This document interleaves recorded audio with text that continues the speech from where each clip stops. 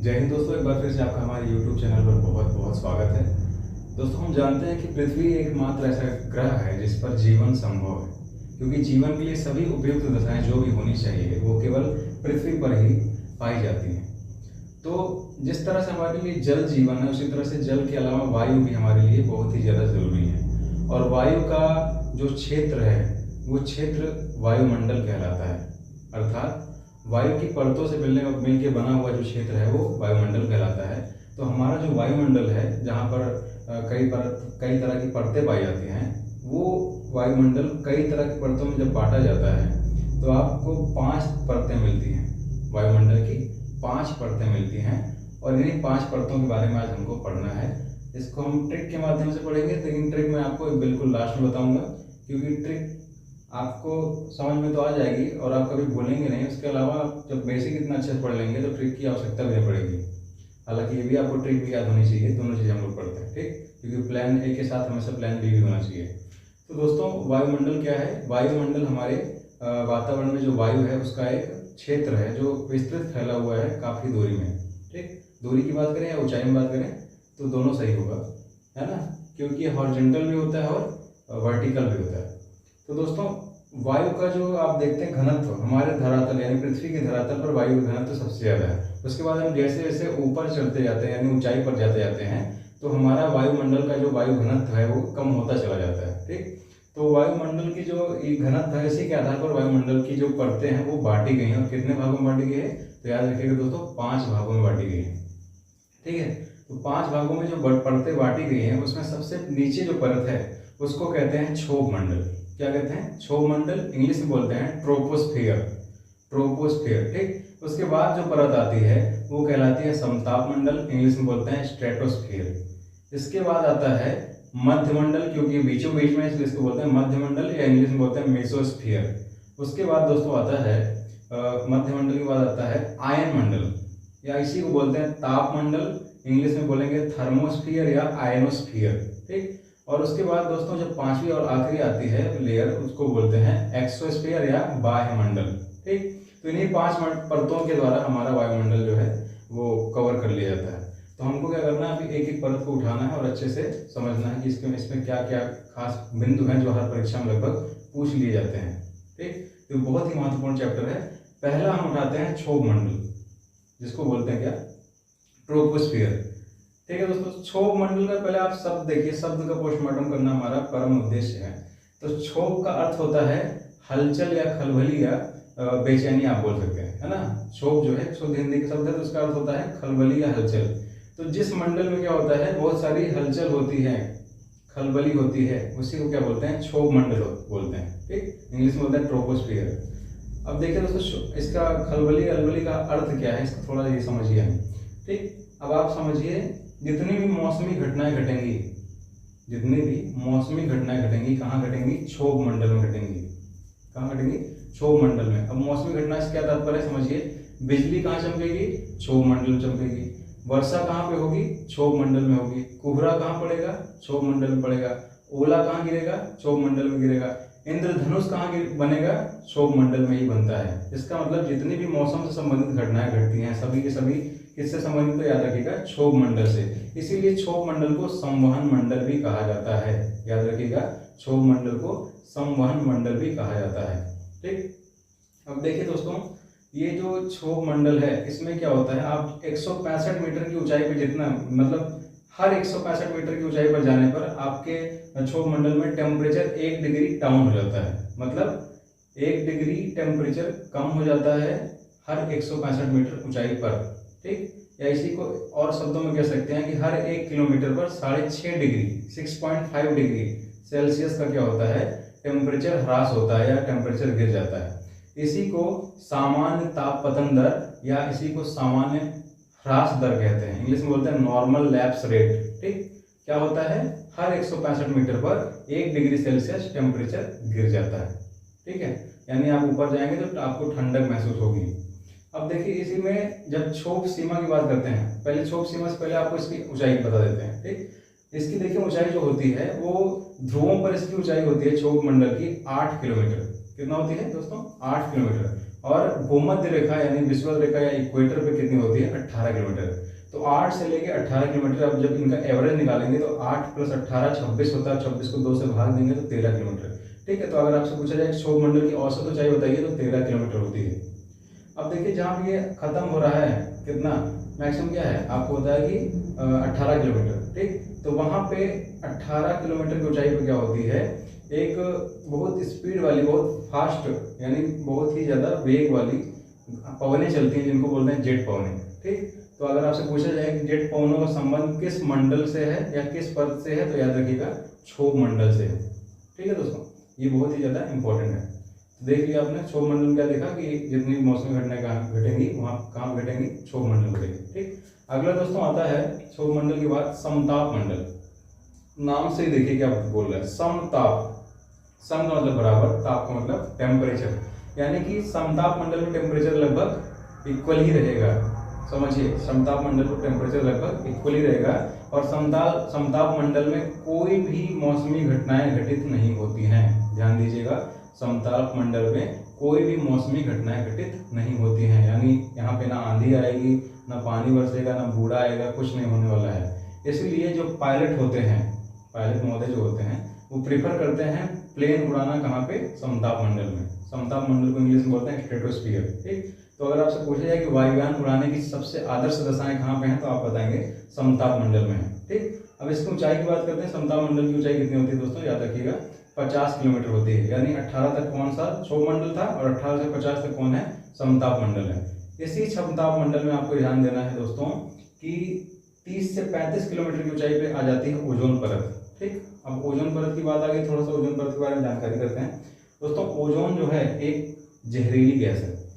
कैसी गैस है, जहरीली गैस। इसका फॉर्मूला होता है O3। तो आप बोलेंगे सर ये ओजोन परत जब जहरीली गैस से बनी है तो हमारे लिए फायदेमंद कैसे हो रही। अब देखिए, कुछ चीजें दूर ही रहें तभी अच्छा है ना, कुछ चीजें दूर ही रहें तभी अच्छा है।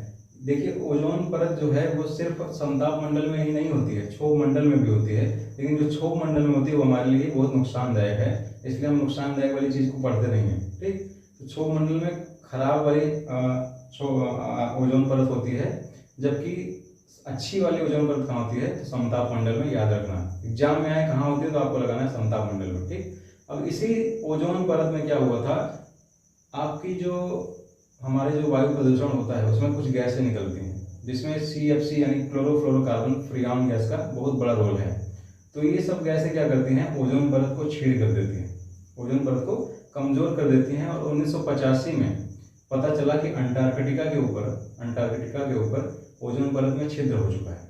ठीक, और जब ये पता चला तो 16 सितंबर 1987 को मॉन्ट्रियल प्रोटोकॉल एक प्रोटोकॉल पारित हुआ, और उसमें जो ऐसी गैसें थी जैसे CFC हो गया, फ्रीऑन वगैरह, तो इनके उत्पादन पे रोक लगाने के लिए ये प्रोटोकॉल जारी किया गया था, जो 1989 से प्रभावी हो गया। ठीक, जो कब से 1989 से प्रभावी हुआ, शुरू कब हुआ, 1987 से। इसीलिए दोस्तों 16 सितंबर को क्या मनाते हैं, ओजोन दिवस मनाते हैं। ठीक, 16 सितंबर को याद रखिएगा। अब देखिए, ओजोन परत को हम लोग संरक्षित क्यों रहे हैं। ओजोन परत जो है हमारे वायुमंडल में क्या करती है, जो सूर्य से पराबैंगनी किरणें आती हैं उनको अवशोषित कर लेती है, यानी पृथ्वी तक आने ही नहीं देती है। अब आप समझ सकते हैं कि मान लीजिए इस एनिमेशन के माध्यम से समझिए, आप कोई छाता लेके चल रहे हैं और बारिश हो रही है या धूप निकली है और छाते में छेद है, तो उसका कोई मतलब है, कोई मतलब नहीं। इसी तरह से अगर ओजोन परत में छेद हो जाएगी तो जो पराबैंगनी किरणें हैं वो हमारे लिए बहुत ही हानिकारक है। कैसी हैं, हानिकारक हैं, और उससे हमें स्किन कैंसर तक की बीमारियां जैसी खतरनाक बीमारियां होती हैं। ठीक, तो उसके लिए क्या हुआ था, ये कनाडा में स्थित है मॉन्ट्रियल सिटी, तो मॉन्ट्रियल प्रोटोकॉल हुआ था 1987 में। ठीक, आपसे पूछ सकता है कौन सा प्रोटोकॉल ओजोन परत के संरक्षण संबंधित, तो आप बताएंगे मॉन्ट्रियल प्रोटोकॉल। ठीक है, अब देखिए ओजोन की जो मोटाई होती है, ओजोन परत की मोटाई किस इकाई में मापते हैं, तो याद रखिएगा डॉप्सन इकाई में मापते हैं। उसका नाम क्या है, डॉप्सन इकाई। ठीक, ये हो गया किसका, ओजोन का आपको कॉन्सेप्ट बता दिए, ऊंचाई बता दी 30 से 35 किलोमीटर की ऊंचाई होती है। ठीक, अब देखिए दोस्तों, समताप मंडल का आपको ये फंडा क्लियर हो गया। इसके बाद आता है क्या, इसके बाद आता है मध्य मंडल। ठीक, टोटल 5 परतें हैं, उसमें बीचों बीच में कौन सा आएगा, तीसरे नंबर का, तो तीसरे नंबर की परत है मध्य मंडल। अब मध्य मंडल के बारे में जानिए। मध्य मंडल में क्या होता है, इसमें कोई उल्का पिंड अगर आएगा, मध्यमंडल में कोई उल्का पिंड अगर आएगा तो यहाँ पे वो जल के राख हो जाता है और पृथ्वी तक नहीं पहुँच पाता है। तो मध्यमंडल का भी एक बहुत महत्वपूर्ण रोल है। कोई भी उल्का इसमें आता है तो इसमें इस प्रवेश करते ही जल के खत्म हो जाता है। ठीक, अब देखिए दोस्तों, इसी मध्यमंडल में क्या होता है, सबसे कम वायुमंडल का सबसे कम टेम्परेचर लगभग -100 डिग्री सेल्सियस होता है। ठीक, यानी -100 डिग्री सेल्सियस तक टेम्परेचर कहाँ पे होता है, इसी मध्यमंडल में होता है। ठीक, ये हो गया मध्यमंडल का कॉन्सेप्ट पूरा। अगला आता है दोस्तों आयन मंडल। अब देखिए, आयन मंडल बोलें या तापमंडल बोलें, इसका कारण क्या है। आयन मंडल में दोस्तों क्या होता है, विद्युत आवेशित कण पाए जाते हैं। क्या पाए जाते हैं, विद्युत आवेशित कण पाए जाते हैं। और यहाँ पे टेम्परेचर इतना ज़्यादा होता है कि इसीलिए इसका नाम रख दिया गया है एक और कि तापमंडल। क्या बोल कर रखा गया, तापमंडल। इंग्लिश में इसको बोलते थे थर्मोस्फियर।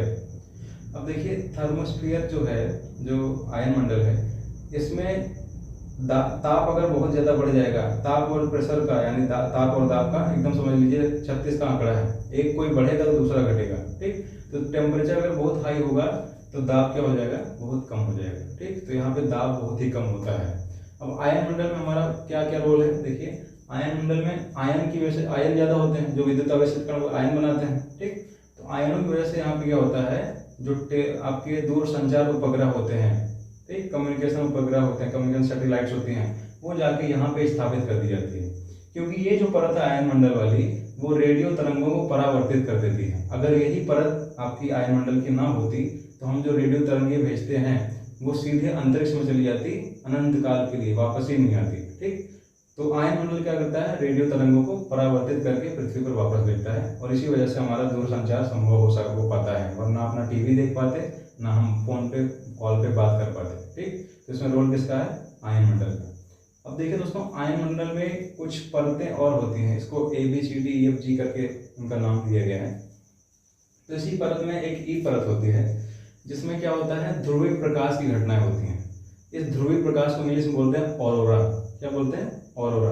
ऑरोरा का संबंध किससे है, इसी आयन मंडल की परत से है। ठीक, अब समझिए ऑरोरा होता क्या है, एनिमेशन देख रहे हैं आप। ऑरोरा में क्या होता है दोस्तों, पृथ्वी का जो उत्तरी ध्रुव है और दक्षिण ध्रुव है। ठीक, यहाँ पे कुछ सौर ज्वालाएं दिखाई देती हैं, जो ऐसा नज़ारा होता है जिसको देख के आपकी आंखों को भरोसा नहीं होगा कि ये हकीकत है या सिर्फ एनिमेशन है। तो ऐसा दोस्तों आपको मानना पड़ेगा, ये हकीकत होती है। उत्तरी ध्रुव में अगर होती है तो इसको बोलते हैं ऑरोरा बोरियोलिस। क्या बोलते हैं, ऑरोरा बोरियोलिस। और दक्षिणी में होता है, दक्षिण ध्रुव में होता है तो इसको बोलते हैं ऑरोरा ऑस्ट्रियोलिस। अब देखिए याद कैसे करेंगे, आप मैप देखेंगे, मैप में क्या देखेंगे, ऑस्ट्रेलिया कहाँ पे है, तो आपको पता चल जाएगा ऑस्ट्रेलिया सर दक्षिण में। ऑस्ट्रेलिया कहाँ पे, दक्षिण में। तो दक्षिण ध्रुव पे जो बनेगा ऑरोरा, उसको बोलते हैं ऑरोरा ऑस्ट्रियोलिस। ठीक, और इसके अपोजिट उत्तरी ध्रुव में जो बनेगा उसको बोलेंगे ऑरोरा बोरियोलिस। ठीक, दोनों क्या है, ऑरोरा है। ऑरोरा का मतलब होता है सौर प्रकाश। ठीक है, तो ये किसमें होगा, किससे संबंधित है, आयन मंडल से संबंधित है, ये आपको याद रखना है। ठीक, अगला देखिए दोस्तों, आयन मंडल के बाद कौन सा आएगा, तो आपको याद रखना है, आयन मंडल के बाद आता है बाह्य मंडल। कौन सा आता है, बाह्य मंडल, और ये सबसे आखिरी परत है। बाह्य मंडल में क्या होता है, बाह्य मंडल की जो हाइट है 640 से लेके 1000 किलोमीटर तक है। ठीक है, हाँ एक चीज बात बताना भूल गया कि आयन मंडल की हाइट कितनी थी, तो याद रखना 80 से 640। ठीक, 80 से 640, और 640 से 1000 तक किसकी है, तो याद रखना बाह्य मंडल की है। अब देखिए 1000 तक जो है वायुमंडल हमारा थोड़ा सा कम विरल होता है, मतलब उसकी सघनता थोड़ी अच्छी रहती है। लेकिन 1000 के बाद 10,000 किलोमीटर तक ये विरल होता जाता है, और 10,000 किलोमीटर के बाद ये पूरा अंतरिक्ष में मिल जाता है, यानी कि वायुमंडल पूरा खत्म हो गया। तो मैक्सिमम लिमिट कितनी है, तो याद रखिए 10,000 किलोमीटर, यानी हमारा जो वायुमंडल है वो 10,000 किलोमीटर तक फैला है। लेकिन आपको ध्यान देना है इस बात पे कि जो हमारे वायुमंडल का घनत्व 99% तक है, वो पूरा जो फोकस्ड है, कंसंट्रेटेड है, सिर्फ 32 किलोमीटर तक कंसंट्रेटेड है। यानी 99% जो हमारा वायुमंडल है वो 32 किलोमीटर में ही समाया है, बाकी 1% जो है इस 32 किलोमीटर के ऊपर समाया है। ठीक, तो ये हो गया वायुमंडल। तो वायुमंडल का कोई ज़्यादा रोल नहीं है, वायुमंडल के बाद हमारा अंतरिक्ष शुरू हो जाता है। ठीक, तो ये थी हमारी वायुमंडल की परतों के बारे में थोड़ी जानकारी। अब देखिए दोस्तों, इनको याद कैसे करेंगे, ऐसे तो आपको याद ही हो गया होगा, अगर फिर भी नहीं याद होता है तो एक ट्रिक देख लीजिए। हमारी ट्रिक है जो मैंने बनाई है, बाहर आए न मध्य समक्ष। ट्रिक देखिए क्या है, बाहर आए न मध्य समक्ष, न बाहर आए हैं, न मध्य आए, न समक्ष आए। ठीक, ऐसे याद कर लीजिए, बाहर आए न मध्य समक्ष। ठीक, अब देखिए इसको डिकोड करते हैं। बाहर से आपको अर्थ लगाना है बाह्यमंडल। ठीक, हम लोग ऊपर से नीचे चलेंगे, चाहे नीचे से ऊपर याद करो या ऊपर से नीचे, अगर आपको कॉन्सेप्ट क्लियर है तो आपको कभी डाउट नहीं होगा। बाहर आए न मध्य समक्ष, यानी सबसे बाहर जो कलर है वो क्या कहलाएगी, बाहर बाह्यमंडल। ठीक, अगला आयना, आयना से है आयन मंडल, आयना से क्या है, आयन मंडल। उसके बाद बीचों बीच में है तो मध्य मंडल। उसके बाद समक्ष में रखिए दोस्तों, सम से अर्थ है समताप मंडल और छा से अर्थ है क्षोभ मंडल। ठीक, तो ये है हमारा इनका कॉन्सेप्ट। ट्रिक क्या है, बाहर आए ना मध्य समक्ष। ठीक, एक बार आप इसमें एनिमेशन देख लीजिए, इसमें क्या क्या होता है। ठीक है, तो ये आपको आपका पूरा डाउट क्लियर हो जाएगा। ठीक, एक बार फिर से रिवाइज करते हैं हम लोग। क्षोभ मंडल में क्या होगा, क्षोभ मंडल में सारी हलचल खलबली होगी। हाइट कितनी इसकी, 8 से 18, यानी कि एवरेज अगर निकालेंगे तो कितना आएगा, 13 किलोमीटर आएगा। इसको संवहन मंडल भी कहते हैं। और एक चीज याद रखना दोस्तों, हर वर्ष तो जो है ऊष्मा पाके प्रसरित हो जाती है, बढ़ जाती है। ठीक, तो ग्रीष्म ऋतु में क्षोभ मंडल में क्या होता है, थोड़ा सा ऊंचाई बढ़ जाती है, क्योंकि क्षोभ मंडल में घनत्व ज्यादा है ना, इस वजह से। और क्षोभ मंडल में क्या बढ़ेगा, 165 मीटर पे जाते हैं तो 1 डिग्री सेल्सियस टेम्परेचर गिर जाता है, या 1 किलोमीटर पे ऊपर जाएंगे तो 6.5 डिग्री सेल्सियस टेम्परेचर डाउन हो जाता है। ठीक, यहाँ पे इसी को बोलते हैं सामान्य पतन दर या सामान्य ह्रास दर। ठीक, इसी में आपको बताया कि क्षोभ सीमा में क्या चलती है, जेट पवनें चलती हैं। ठीक, ट्रोपोपॉज में। उसके बाद इसमें देखा मौसमी घटनाएं क्या क्या होती हैं, बिजली चमकेगी, वर्षा होगा, कोहरा होगा, ओला होगा, इंद्रधनुष होगा, आंधी तूफान, अंधड़, सब कहाँ पे होगा, इसी क्षोभ मंडल में होगा। ठीक, अगली परत आती है समताप मंडल। समताप मंडल क्या होता है, समताप मंडल की ऊंचाई है 50 किलोमीटर तक, यानी 18 से 50 किलोमीटर। इसमें कोई भी मौसमी घटनाएं नहीं होगी और वायुयान चलाने की सबसे अच्छी दशाएं कहाँ पे होती है, समताप मंडल में होती है।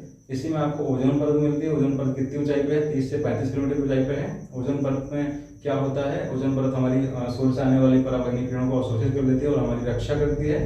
ओजोन परत से संबंधित जो घटनाएं घटी उसको बताया आपने कि अंटार्कटिका में इसमें छेद है, वो कब पता चला, 1985 में। और 16 सितंबर 1987 को मॉन्ट्रियल प्रोटोकॉल में जो इसमें ह्रास पहुंचा रहे थे, उन सभी केमिकल्स के उत्पादन पर रोक लगाई गई धीरे धीरे करके। ठीक है, और उसके बाद बताया कि ओजोन परत की मोटाई नापने की इकाई क्या होती है, डॉप्सन होती है। ठीक, उसके बाद समताप मंडल के बाद आता है मध्य मंडल। मध्य मंडल की ऊंचाई कितना है, 50 से 80 किलोमीटर। इसमें टेम्परेचर मिनिमम पहुंच जाता है 100 डिग्री सेल्सियस। इसमें उल्कापात आएगा तो जल के राख हो जाता है। उसके बाद आता है आयन मंडल। आयन मंडल में हमारे सैटेलाइट्स स्थापित किए जाते हैं। सैटेलाइट्स जो हैं उन्हीं की वजह से हमारा क्या हो सकता है, दूर संचार संभव हो पाता है। इसकी हाइट कितनी, 80 से 640 किलोमीटर। इसमें से रेडियो तरंगे परावर्तित हो जाती हैं, अगर ये ना होता तो रेडियो तरंगे वापस ना आती और दूर संचार संभव ना हो पाता। इसमें टेम्परेचर बहुत ज़्यादा होता है, इसलिए इसको ताप मंडल भी बोलते हैं। टेम्परेचर ज़्यादा होगा तो प्रेशर डाउन होगा, इसलिए प्रेशर यहाँ पे बहुत कम होता है। ठीक, इसमें ऑरोरा जैसी घटनाएं होती हैं, यानी कि दक्षिणी और उत्तरी ध्रुव पे सौर प्रकाश की उत्पत्ति होती है, जो बहुत ही रहस्यमयी और आप देख सकते हैं बहुत ही दिलचस्प देखने में लगती है ना। और उसके बाद आता है वायुमंडल। वायुमंडल में क्या होता है, 640 से 1000 किलोमीटर तक इसकी ऊंचाई होती है और धीरे धीरे विरलता बढ़ती जाती है और 10,000 किलोमीटर के बाद अंतरिक्ष प्रारंभ हो जाता है और वायुमंडल बिल्कुल ही विरल हो जाता है। ठीक, उसके बाद आपने ट्रिक पढ़ी। ट्रिक क्या थी, बाहर आयना मध्य समक्ष, ये आपका क्रम है ऊपर से नीचे की ओर का। ठीक, आज के लिए इतना है।